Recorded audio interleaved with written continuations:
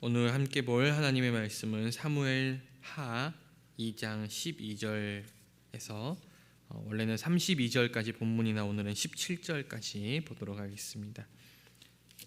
사무엘 하 2장 12절에서 17절까지 말씀, 제가 가진 성경으로는 구약 성경 464면 전후에 있는 말씀입니다.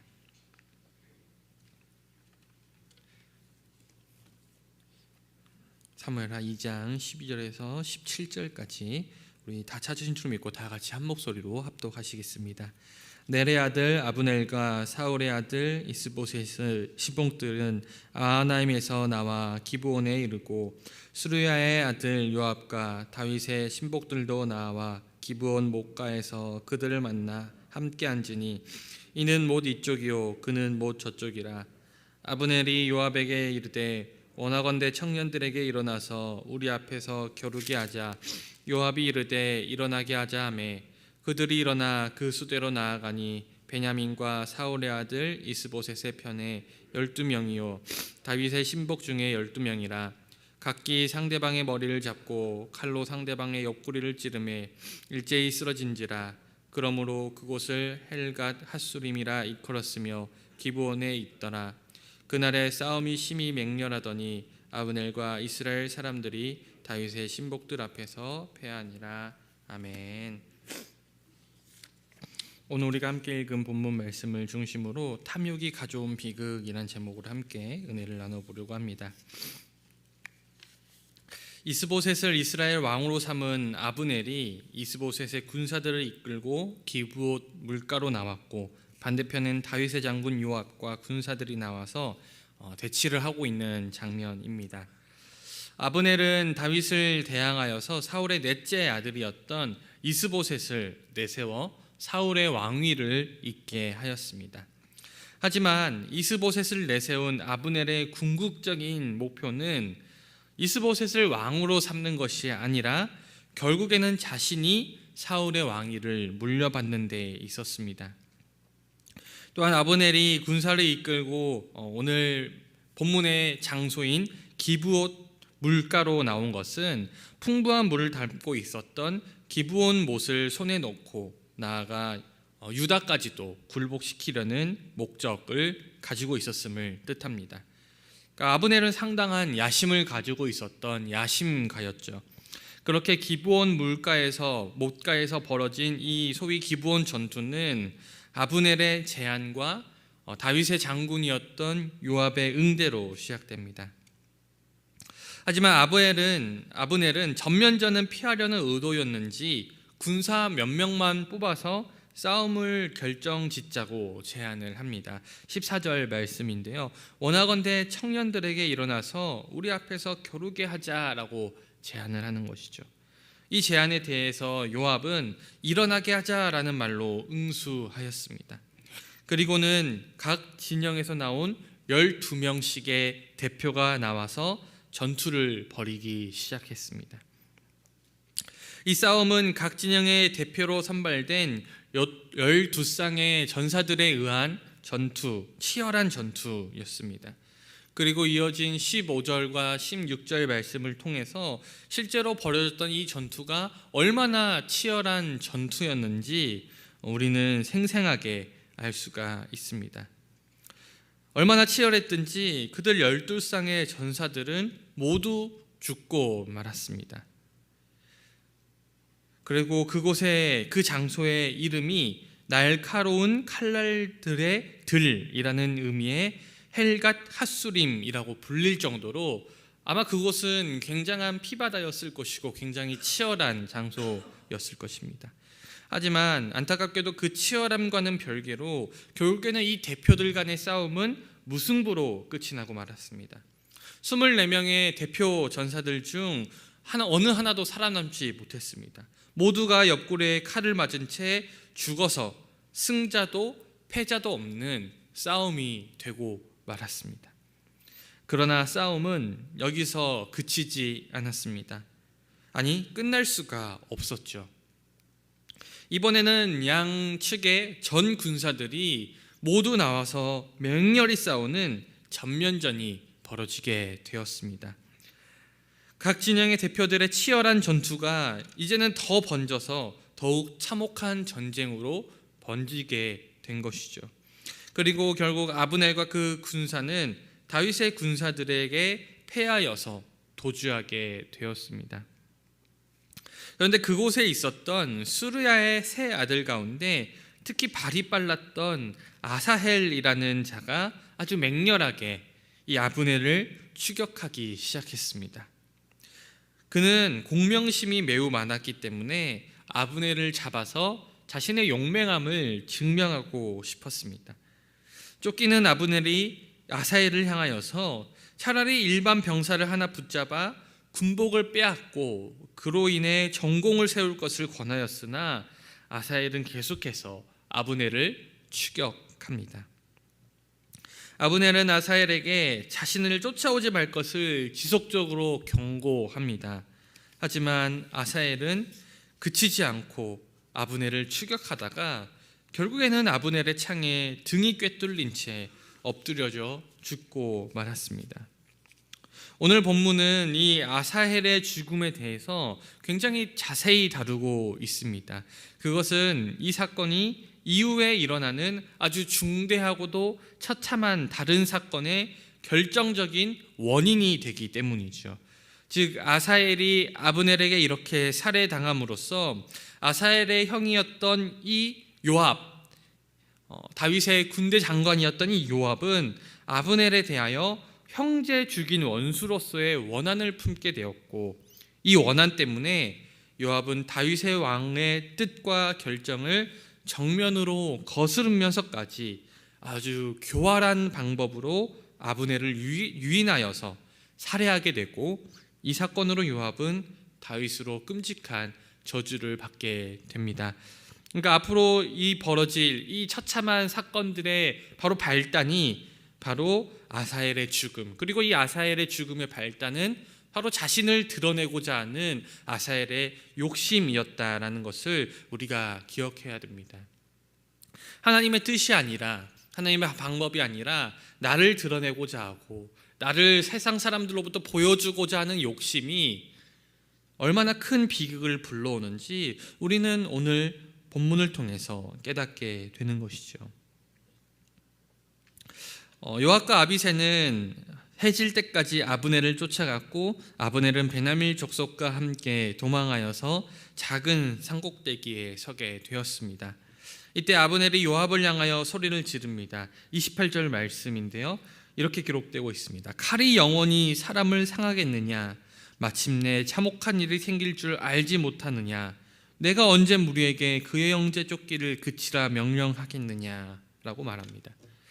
이 말이 무엇입니까? 아브넬은 사실상 휴전을 제안하고 있는 겁니다. 휴전을 제안하면서 그는 이러한 참혹한 일의 책임이 형제 죽이기를 멈추지 아니하고 이 맹렬한 전쟁을 중단하지 않은 요압에게 책임이 있다, 너에게 책임이 있다라고 지적하고 있는 것이죠.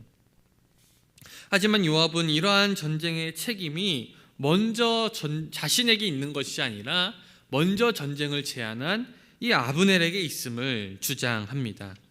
그러고는 나팔을 불어서 휴전을 선포하고 아브넬과 그 추종자들은 밤을 새워 자신들의 처소인 마하나임으로, 요압과 그 종자들은 밤을 새워 행하여 자신들의 본거지인 헤브론으로 돌아가게 됩니다. 이 전쟁으로 인해서 다윗 측은 19명이 전사하였고 요압의 동생 아사헬이 죽었습니다. 그리고 아브넬의 군사는 360명이 사망하게 되었습니다. 이는 이 전투에서 유다가 승전했음을 보여주는 대목이죠. 유다 군대는 아사헬의 시신을 수습하고 고향 베들레헴의 가족 묘지에 장사를 지냈습니다. 그리고 그 밤에 요압과 군사들이 헤브론으로 돌아가는 것으로 오늘의 이야기는 마무리가 됩니다. 그렇다면 오늘 우리가 함께 읽은 본문에 나타난 이 비극, 이 전쟁의 참혹한 비극을 초래한 것은 과연 누구의 책임입니까? 우리가 아까 살펴봤듯이 아브넬과 요압은 서로 자신들에게, 서로 상대방에게 전쟁에 책임이 있다라고 주장합니다. 요압은 먼저 싸움을 걸었던 아브넬에게 책임이 있다고 말하고 아브넬은 싸움을 중단시키지 않았던 요압 때문이라고 말합니다. 그러면 누구에게 이 책임이 있는 겁니까? 사실 이러한 비극은 누가 싸움을 걸었고 누가 싸움을 계속했고의 문제가 아닙니다. 이러한 비극을 초래하게 된 근본적인 원인은 아브넬과 이스보셋이 다윗의 왕권 수립을 향하여 나아가는 하나님의 역사를 거스른 데 있다는 것이죠. 다윗이 사울을 대신하여서 사울을 이어서 이스라엘의 왕이 되는 것은 사울 이후에 이스라엘의 역사 진행에 대한 하나님의 결정이고 하나님의 판단이라는 사실이 이미 오래전부터 밝혀진 사실이었습니다. 하나님께서는 이미 오래전에 다윗을 선택하셨고 다윗에게 기름을 부으셨습니다. 그리고 이후에 수많은 사건들을 통하여서 사울의 왕위를 잇는 것은 사울의 자녀들이 아니라 바로 다윗이라는 사실을 지속적으로 이스라엘 백성들에게도 보여주었습니다. 그러니 아브넬은 다윗이 왕이 되는 것이 하나님의 뜻이라는 사실을 이미 알고 있었습니다. 게다가 이스보셋을 왕으로 모시고 있었던 11지파의 장로들도 사실은 이스보셋이 아니라 바로 다윗이 이스라엘의 왕이 되는 게 하나님의 뜻이라는 사실을 이미 알고 있었습니다. 그러나 아브넬은 사울이 죽고 마침내 다윗이 유다 사람들에 의해서 왕위에 오르자 다윗을 대항하여 사울의 아들 이스보셋을 왕으로 삼음으로써 하나님의 역사 진행을 거스르고 있음을 우리가 보게 됩니다. 그러니 이 역사에 대한 하나님의 뜻이 무엇인지, 이 역사가 어디로 향하여 가는지를 잘 알면서도 자신의 사사로운 야욕과 정권욕, 그 욕심을 성취하기 위해서 하나님의 뜻을 거스르고 자기의 갈 길을 가기로 결정했을 때 사실은 이 모든 비극이 이미 시작된 것입니다. 아브넬이 자신의 사사로운 야심과 정권욕을 근거로 행동을 결정하는 사람이었다는 증거는 오늘 본문 여러 곳에서 발견할 수 있습니다. 아브넬이 자신의 야망을 채우기 위해서 이스보셋을 앞세워 왕으로 삼았을 때 이미 전쟁은 필연적인 것으로 되었습니다. 그리고 하나님의 역사 진행을 거스르기로 결정한 이들의 역사가 어떤 결론에 이를지는 그것도 처음부터 이미 결정되어 있습니다. 그렇다면 그 결과가 무엇입니까? 하나님의 역사에 반대하는, 하나님의 역사에 거스르는 자들의 결과가 무엇입니까? 결국에는 망하게 되는 것이죠. 사랑하는 여러분, 하나님의 역사는 반드시 이루어집니다. 하나님의 역사는 그 누구도 거스를 수가 없습니다. 그렇다면 우리가 살아가는 지금 이 시대에 우리가 알아야 될 하나님의 계획, 하나님의 역사는 무엇입니까? 바로 땅 끝까지 복음이 전파되고 주님께서 다시 오실 것이라는 그 주님의 약속입니다. 주님께서는 분명히 우리에게 약속하셨고 주님께서는 우리에게 분명히 그 계획을 말씀해 주셨습니다. 우리는 하나님의 계획, 하나님의 뜻이라는 말에 때로는 너무나 큰 오해를 하게 됩니다. 내 사소한 선택까지도 무엇이 하나님의 뜻인지 지나치게 고민하게 되는 것이죠. 하지만 내가 어떤 음식을 먹는지에 있어 하나님의 뜻이 있는 게 아니라, 어떤 직업을 선택하는 거에 있어 하나님의 뜻이 있는 것이 아니라, 무엇을 먹든 무엇을 마시든 무엇을 선택하든 어떤 직업을 가지든 그 안에서 우리가 세계의 복음화를 향한 하나님의 뜻을 성취하기 위해 노력할 때 우리는 나의 선택의 자유함을 가지고 또 그 선택 안에서 하나님의 뜻을 성취하며 살아갈 수 있는 것입니다. 하나님의 뜻은, 하나님의 계획은 명확합니다. 이미 성경에서 말씀해 주셨습니다. 땅 끝까지 복음이 전파되는 것, 그리고 우리가 그 계획에 함께 동참하는 자가 되는 것, 그것이 바로 우리를 향하신 하나님의 뜻입니다. 사랑하는 여러분, 우리는 이 분명한 계획 안에서 하나님의 계획에 동참하는 자가 되어야지 그것을 거스르는 자가 되어서는 결코 안 될 것입니다. 그러니 하나님께서 나에게 허락하신 달란트와 환경 속에서 늘 복음을 전하는 데 힘쓰는 자가 되어야 합니다. 그렇게 주님의 사명을, 주님의 뜻을 잘 감당할 때 우리는 다윗처럼 쓰임받는 저와 여러분이 다 될 수 있을 거라 저는 확신합니다.